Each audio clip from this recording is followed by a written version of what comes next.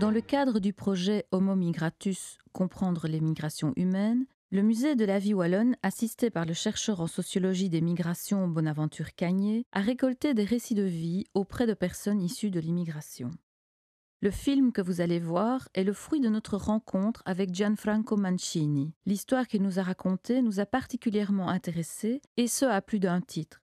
Son histoire, celle de ses parents et de ses grands-parents, est étroitement imbriquée dans celle de sa région d'origine et celle de nos régions. Petite et grande histoire se mêlent. On y rencontre la guerre, la crise économique, comme aujourd'hui. Il nous a semblé que l'histoire de Franco était emblématique d'un certain type d'immigration. Mais il y a aussi le regard de Franco sur cette histoire et ce qu'il en a fait pour se construire. Ce film est un hommage aux carriers qui sont venus de Toscane pour travailler ici, mais, au-delà, à tous ceux qui ont eu le courage de partir et de se construire ailleurs.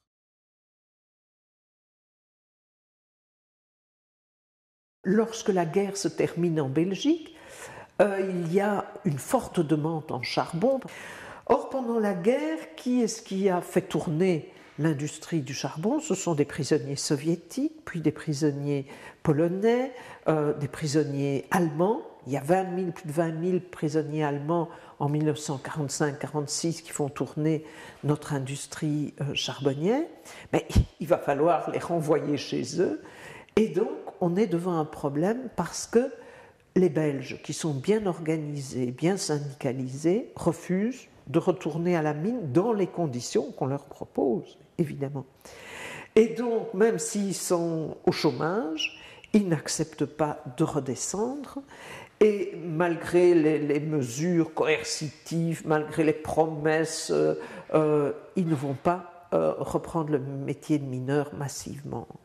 Alors, avec cette problématique, les patrons miniers vont faire pression sur le gouvernement belge de Van Acker pour qu'il appelle des étrangers. Alors ils ont été faire un peu de tourisme social pour voir où il y avait des gens en surplus qui accepteraient de venir travailler aux conditions que les Belges refusaient.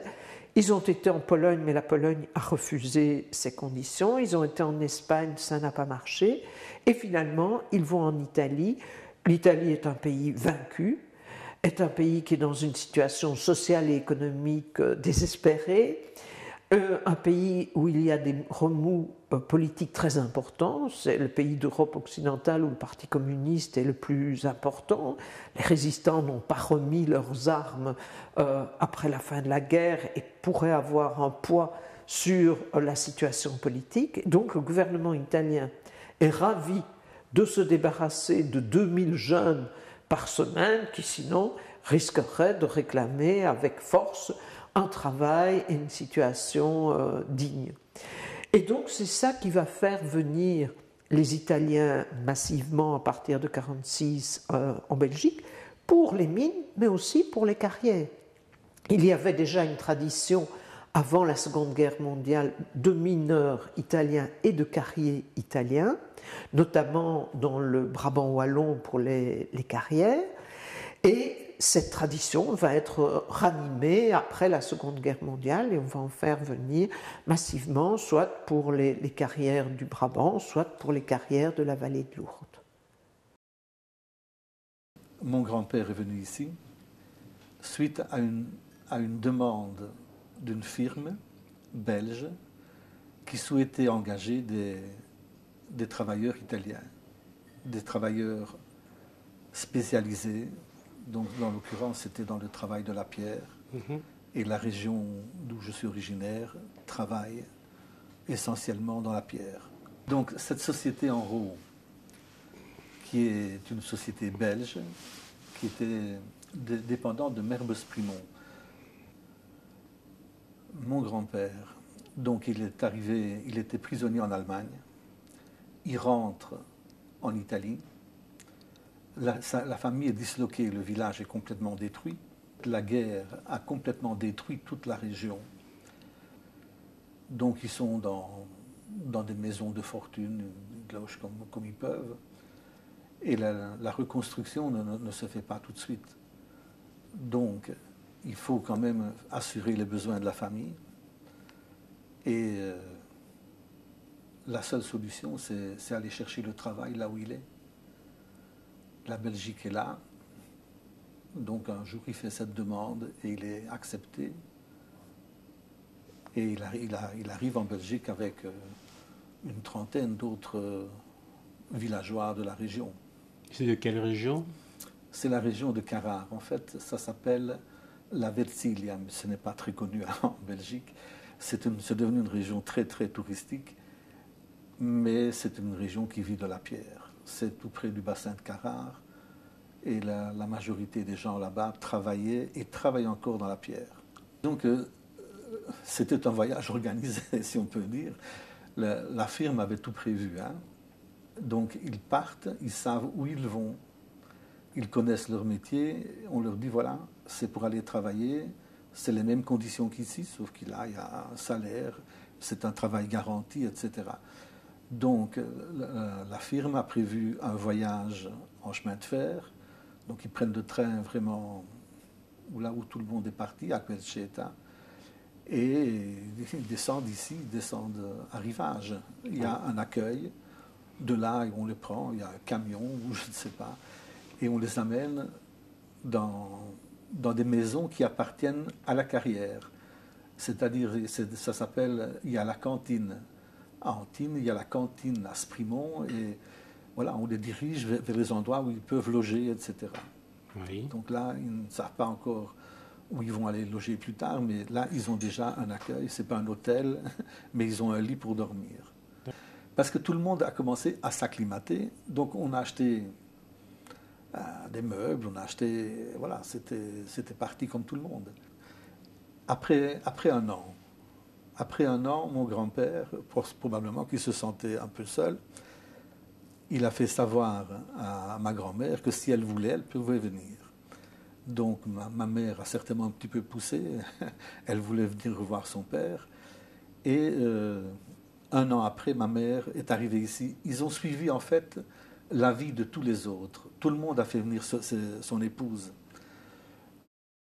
Donc ma mère, elle est arrivée ici quand même relativement jeune. Elle est née en 31, elle est née en 48, on avait 17 ans. Pas de travail. Là, ici, il n'y avait pas de travail non plus pour les femmes, hein. À la campagne. Maintenant, je suis certain que dans les villes, il y avait quelque chose, mais ici, bon, ça c'est la vie, elle était comme ça. Donc voilà, elle a fait la connaissance dans le milieu immigré de mon père. Mon père est décédé malheureusement sur le lieu du travail, alors qu'il n'a même pas 23 ans. Donc ma mère est enceinte de moi et mon père meurt sur le travail. Il ne revient pas. Je me souviens, c'est de l'accident qu'a eu 8 ans plus tard, mon grand-père, qui n'était pas un accident analogue, mais enfin c'était un accident de travail. Donc 2 accidents mortels dans la même famille sur 8 ans de temps, c'est quand même beaucoup, hein. En 66, j'ai commencé donc une formation de tailleur de pierre. D'accord. Donc je n'avais pas 15 ans. Et je l'ai fait jusqu'à ce que j'ai 20 ans. Et j'ai travaillé dans la pierre jusqu'en 92. Heureusement. En fait, j'ai travaillé de 66 à 92 pour des patrons. En 92, j'ai commencé, mon oncle remet sa carrière et je reprends la carrière de grès. Donc, qui n'est pas du tout ma profession à ce moment-là. C'est une pierre que je ne connais pas. J'ai travaillé la pierre bleue pendant toutes ces années et que je connais très très très bien. Ici, je vais aller dans une carrière à mon compte et je vais aller au rocher. C'était un travail tout à fait différent de celui que j'ai effectué avant. Ce n'était pas du tout le même travail. Ici, c'est une carrière. Donc, on doit aller chercher la pierre au rocher, soit la faire tomber par des tirs de mine, soit l'arracher autrement, mais il existe plusieurs techniques. Lors d'un tir de mine, par manque d'expérience, je suis retourné sur le tir de mine et j'y suis retourné dans la demi-heure qui a suivi. Il s'est passé un éboulement secondaire dans lequel j'ai eu cet accident, dans lequel j'ai perdu une jambe. Enfin voilà, ça aurait pu être plus grave. J'aurais pu suivre exactement mon père et mon grand-père, mais je m'en suis sorti. Après l'accident, en fait, je n'avais plus de profession. Être carrier avec une jambe en moins, ça n'existe pas. Soit on fait des travaux de bureau, soit on reste à la maison. J'ai toujours eu envie de faire de la sculpture. À partir du moment où j'ai pris des ciseaux et un maillet pour frapper la pierre, je me suis posé la question comment on pouvait arriver à faire une sculpture.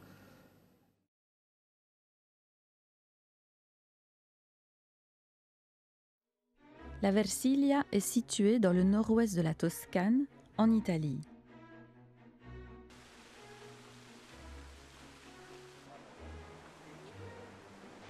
La région comporte une bande côtière au nord de Pise, avec ses longues plages de sable blanc le long de la Méditerranée.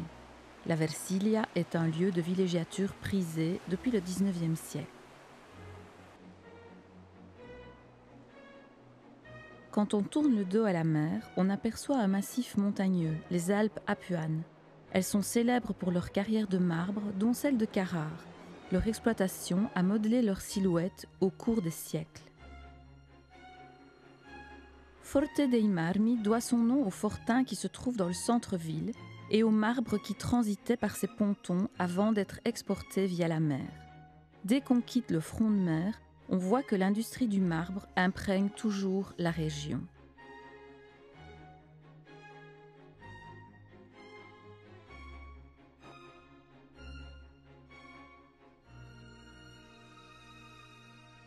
C'est ici que Franco et sa famille descendaient du train. Ils étaient montés à Liège dans un convoi spécialement organisé pour les Italiens désireux de passer l'été dans leur pays d'origine.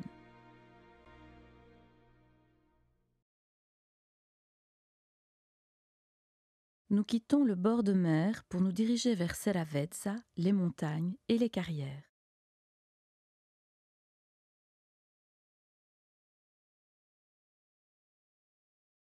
Et bien voilà, donc ceci c'était la maison de ma grand-mère. Donc elle avait le rez-de-chaussée, il y a un petit jardin autour, mais vraiment un tout petit jardin. Et tu disais que c'était une maison qui a été construite par la Croix-Rouge ? Voilà, oui, en fait ce sont des maisons. Comme le village a été entièrement détruit pendant la guerre, ces maisons ont été refaites avec les ruines de l'ancien village. Tout est différent de ce que ça a été au départ. Enfin, quand moi je venais ici, pour moi, c'était le luxe. Il y avait une salle de bain. Oui, j'en avais pas, nous, à l'époque. Donc, voilà. Et pour quelqu'un qui habitait vraiment un taudis, disons que ça, c'était des maisons qui étaient neuves.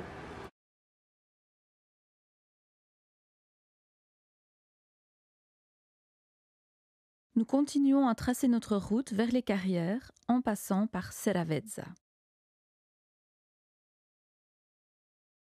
Nous rendons visite à un couple de sculpteurs, Nicola Bertou et Cynthia Sa.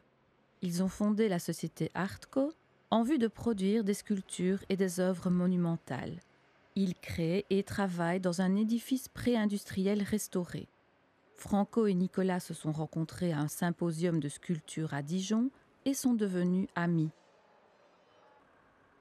Nicolas nous parle du séjour de Michel-Ange à Seravezza au XVIe siècle sur ordre du pape Jules II, puis du pape Léon X, pour ouvrir une carrière dans la région.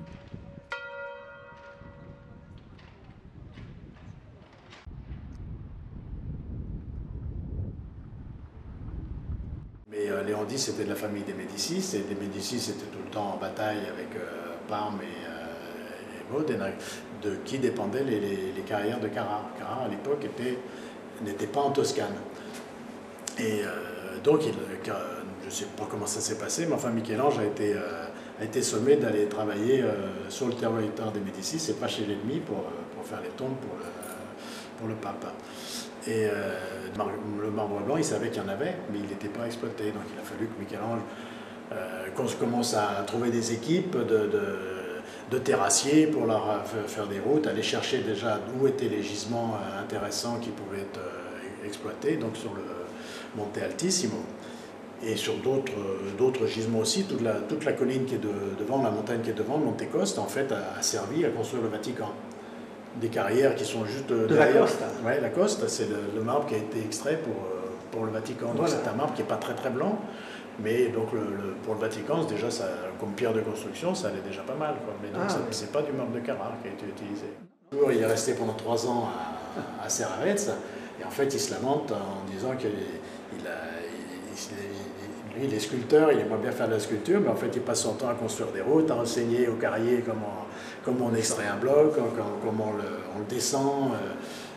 Aussi, il se lamente en disant qu'à Serravetz, ils n'y connaissent rien, ni en marbre, ni en sculpture, parce que c'était des paysans, ils n'exploitaient pas du tout les carrières. Donc Michel-Ange est venu avec des équipes de Florence, aussi bien pour les carrières que pour la taille de pierre. Voilà, donc ça c'est la petite histoire de Michel-Ange à Serravetz.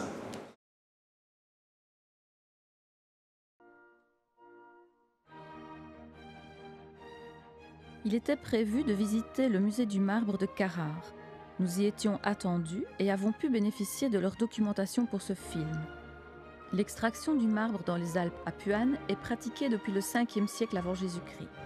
Les premiers mineurs exploitaient les fissures naturelles de la roche, dans lesquelles un coin de bois de figuier était inséré et arrosé jusqu'à ce que la dilatation naturelle provoque le détachement du bloc. La technique d'extraction est restée la même pendant des siècles, jusqu'à l'utilisation de la poudre noire qui rend l'excavation plus facile, mais qui endommage le marbre et produit beaucoup de déchets précieux. Une première solution pour produire moins de déchets est celle du fil hélicoïdal. La première conception remonte à 1854, mais il faut attendre début 1900 pour que son usage se généralise.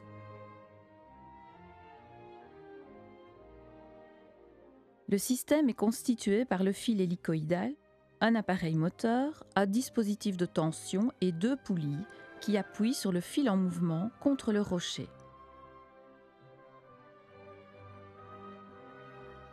Le fil hélicoïdal est un cavet de 3 à 5 mm de diamètre, composé de 3 fils en acier tournés en hélice. Il conduit une substance à base d'eau et de sable siliceux naturel. On presse le fil tendu contre le rocher et on le fait glisser à une vitesse de quelques mètres à la seconde le long de la ligne de découpe.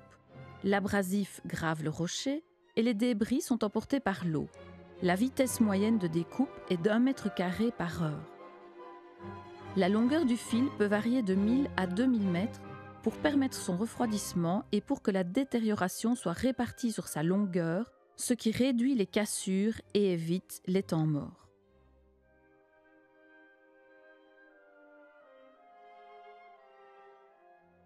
En 1978 apparaît la haveuse à fil diamanté, évolution naturelle du système à fil hélicoïdal. La haveuse est composée d'une section de commande et d'une section d'orientation et de mouvement du fil pour que l'opérateur travaille loin de la zone de coupe et soit protégé.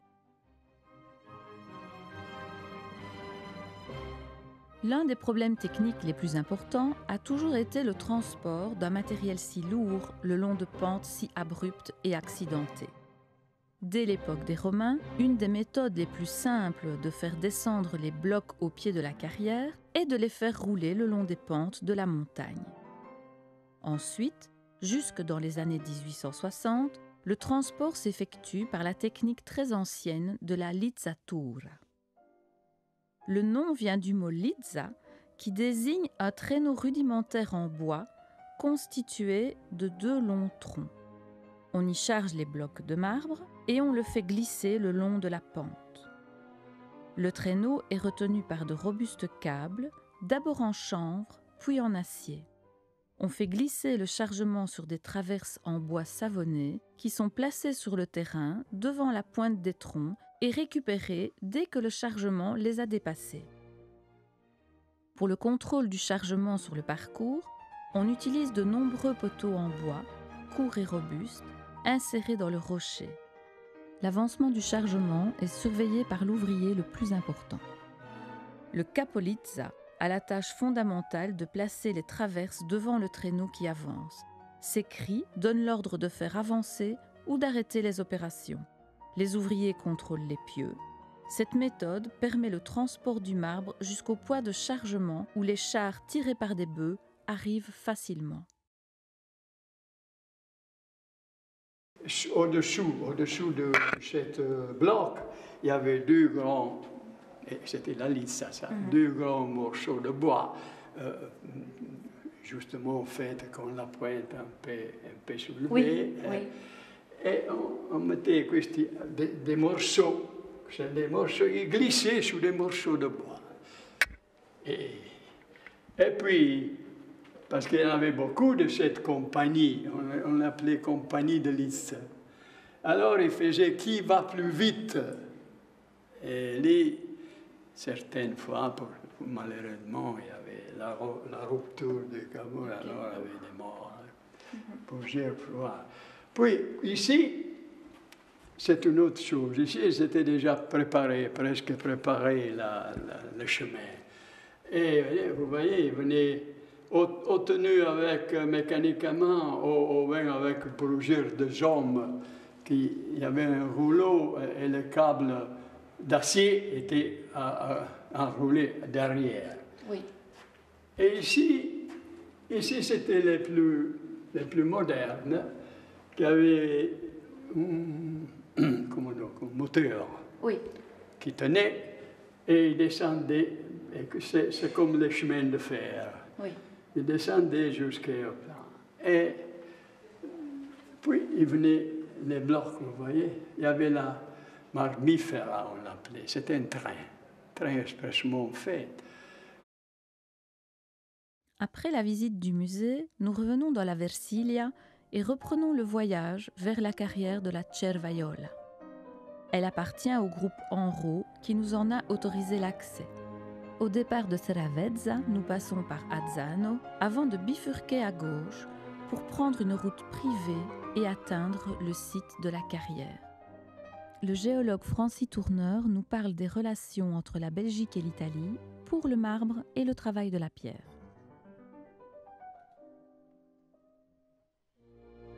Il y a toujours eu des relations étroites entre le monde de la pierre et du marbre en Belgique et ce qui apparaît de nos jours comme le pays du marbre par excellence, l'Italie. Et donc cela a été en sens divers.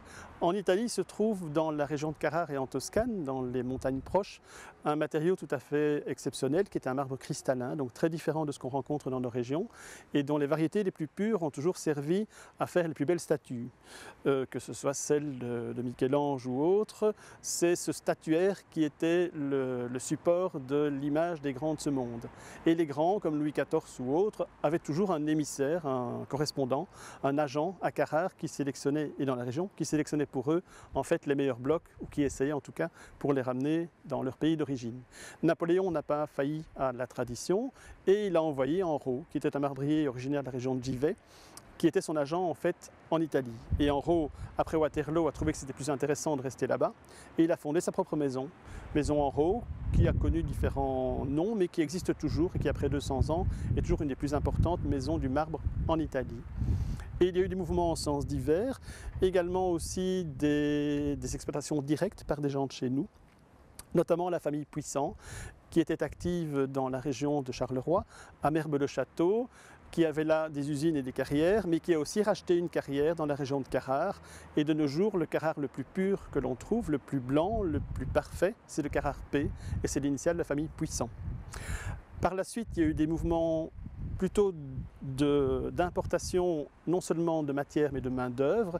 Et après la guerre, après la Seconde Guerre, il y a eu des appels importants d'ouvriers qui sont venus travailler chez nous, tant dans le monde de la pierre bleue et des carrières de pierre bleue et de grès, que dans les ateliers de sculpture et de marbrerie où on travaillait toutes sortes d'autres matières.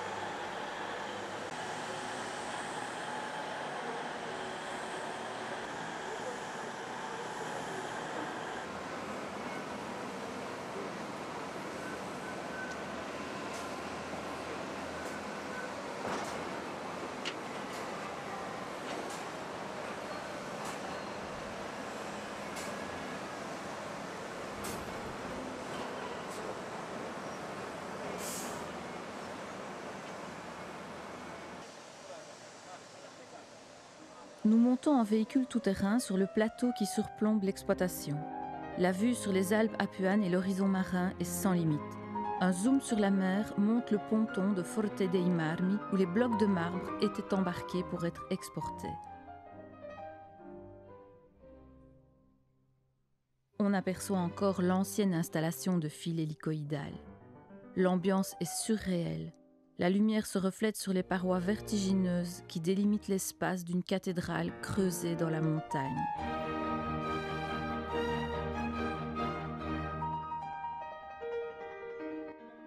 Sur la route qui descend vers Azzano, nous nous retournons une dernière fois.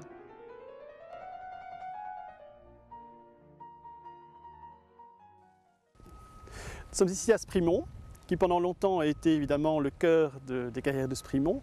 Les carrières existent depuis fort longtemps, certainement depuis le Moyen-Âge ou les temps modernes, mais elles ont connu une très grande phase d'industrialisation au XIXe siècle, lorsque, vers le milieu du XIXe siècle, un Hollandais nommé Mathieu van Roggen les a rachetées.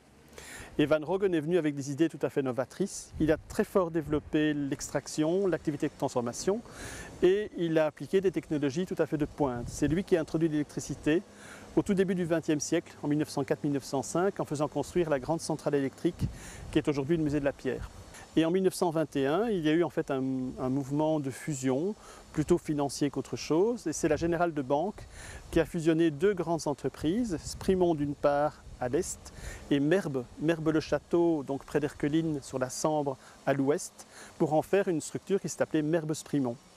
Et Merbe-Sprimont, dans les années 20 et 30, était la plus grande structure industrielle de la pierre au monde. Nous avons conservé, et c'est un rare avantage, un grand reportage qui a été réalisé à la demande de Merbe-Sprimont par un photographe professionnel non identifié dans les années 1829-1930. Et apparemment, ils lui ont demandé de photographier non seulement toutes leurs propriétés, mais toutes leurs activités. Et donc, les carrières sont de différents types. Celles qui nous intéressent ici dans la région, c'est essentiellement, bien sûr, les carrières de pierre bleue, qui étaient les fleurons de leur couronne. Et ils avaient deux carrières principales en termes d'image de prestige, c'est Sprimont et Antine, qui sont dans des dispositions géométriques plus ou moins comparables. Et ce qui est très intéressant, c'est que ces deux carrières étaient surmontées par ce qu'on appelle des ponts roulants. Donc c'est un objet qui a été inventé tôt et qui est une espèce de grande structure métallique qui se déplace dans toutes les directions de l'espace à peu près, sur des rails évidemment, puisque ce sont des choses qui sont guidées et qui permettent de lever de lourdes charges. La matière est extraite dans le gisement, suivant différentes techniques qui ont plus ou moins évolué, mais qui étaient à l'époque relativement encore archaïques. On la lève, on la remonte sur le chantier, sur le carreau, et là on va essentiellement, dans un premier temps, la débiter. Donc on a une masse compacte d'un certain volume, qui peut aller jusqu'à 50 tonnes, et l'opération la plus simple consiste à la couper en tranches. Et donc on avait déjà à l'époque plusieurs techniques. La technique la plus simple, c'est ce qu'on appelle le câble hélicoïdal. C'est un fil à couper le beurre, mais plus élaboré que pour le beurre. Et on a un câble métallique qui va user la roche, qui ne va pas user la roche, en fait, qui va frotter la roche. Et sur ce câble, on verse de l'eau et du sable. Et le sable va user, l'eau va refroidir et va lubrifier. L'opération parallèle, c'est de faire passer des blocs dans ce qu'on appelle un châssis, donc qui est un châssis de lame, de scie. C'est un peu le principe de ce qu'on utilise pour couper les tomates en rondelles, mais à nouveau, ce n'est pas comme des tomates. Et donc, à l'époque, c'était des lames métalliques sans dents, donc des scies sans dents, sur lesquelles on versait à nouveau du sable et de l'eau. Et une fois que ces éléments étaient coupés en tranches, on pouvait leur faire subir différentes transformations, donc soit pour les transformer en produits standards, soit au contraire pour faire des commandes à mesure et des commandes particulières.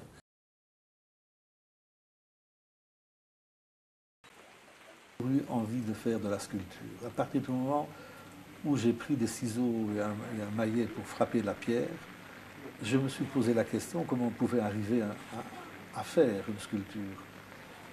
Donc, en continuant ma formation de tailleur de pierre, je l'ai effleuré. Je suis arrivé à faire des travaux qui ressemblaient quand même très fort à une sculpture. Et en fonction de ça, je me disais, ah ben maintenant je vois que c'est comme ça, on doit faire un axe, on doit faire ceci. Mais ça, je commençais déjà à me préparer mentalement à ça. Mais sans savoir que ça viendrait à l'âge de 40 ans. Quand on a un accident comme celui que j'ai eu, c'est d'exister encore après. Et voilà, ça m'a permis d'exister.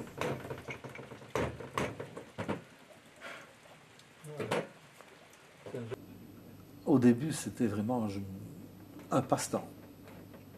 Et c'est tout. Et puis, alors là, évidemment, avec les succès, parce que si on peut dire ça des succès, j'ai fait donc des pierres, comme j'en ai ici, et ça plaisait aux gens, donc j'ai commencé à faire de plus en plus grand. Ça aussi, quand j'ai commencé, je ne pensais pas que j'arriverais un jour à faire une pierre de 11 tonnes. Et pourtant, je suis arrivé. Et voilà, ça a suivi.